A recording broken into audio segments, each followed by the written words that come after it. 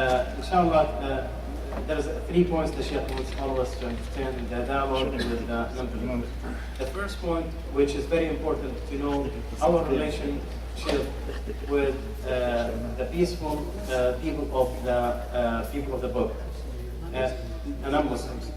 There is contracts of peace contracts between us and them, where their blood, their honor, and their wealth is safe with us, just like our honor, our blood, and our money is safe with them.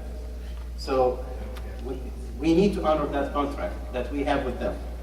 The second point is in dealing with them, it's always been with justice, fairness, and with birth, which is the best of character, the best of manners, the best of way of dealing with people, where we are given more than what we are expected to get back. Okay? This is how we deal with them. When we are dealing with people as far as buying and selling, and this is actually 99% of the way we deal with people, that's where you should show your character, your Muslim character, implementing the principles of Islam in that. So the first point, which is the contract, the safe contract that we have with the non-Muslims, and the other one is the way we deal with them. The third one is important for us to understand our belief ourselves. We cannot believe that there are so many ways that leads to Allah Azza wa Jalla, that you'll be safe whether you choose, and it's up to you to choose this, that. No.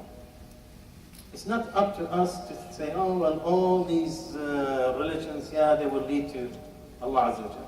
Maybe Christianity in its form that was delivered by Isa alayhi salam, maybe, yes. But not in the way that they distorted the religion like they did nowadays. The people who followed Musa alayhi salam, at the time of Musa, yes, if they would follow everything that he said, then they would be following everything that Muhammad sallallahu alaihi wasallam is saying. So there would be no difference. But they distorted that religion and they have changed it. So to say that we're going to have a cocktail of religions and we're going to have one book which includes the Quran and Torah and Injil, no, that's not going to work. The religion with Allah Azza wa Jal is Islam. And he will not accept anything but Islam.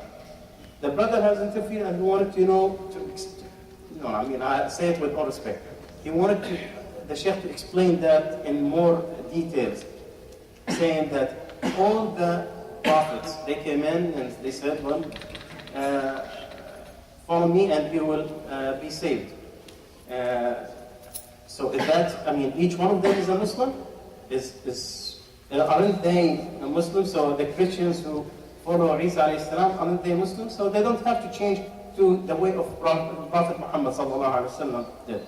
The Shaykh has replied that Islam has two meanings. The general meaning, which is to concede to Allah Azza wa Jalla, to abide by Him, to follow Him, to humble yourself to Him, to surrender to Him, and to follow His messenger.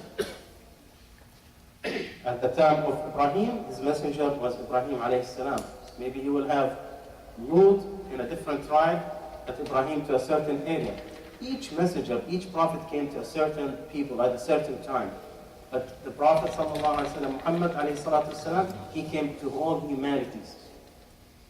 The religion of Islam has not deleted the religion before it, but it's the current religion, and it's that supersedes all the other religions. The book of Al-Quran, you take the book of Quran and you do not take anything that was distorted before it.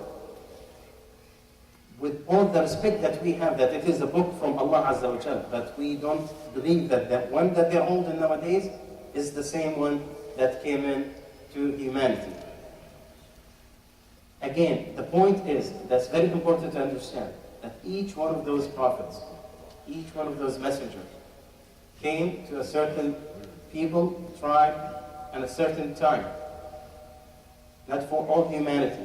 The religion of Islam, the Prophet Muhammad sallallahu alaihi wasallam has came to all humanity, and that's why it supersedes all the religions before it, and the Quran supersedes everything before it.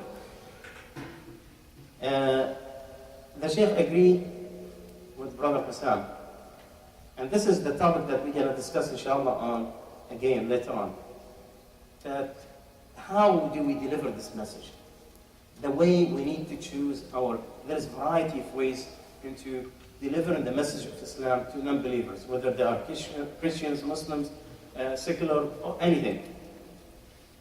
What is the best approach?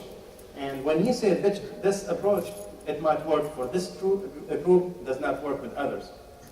But how do we decide this? This is what we, inshallah, are going to discuss in next time in more details about the principles on doing it. I mean, you will find by each principle, you're going to have a variety of ways of doing it. You're going to find, when you talk to Christians, not all Christians are the same religion. Catholics are not different from Protestants, and so on and so on. So that's why it's a big topic. Inshallah, we will discuss later on. It's because of the lack of time.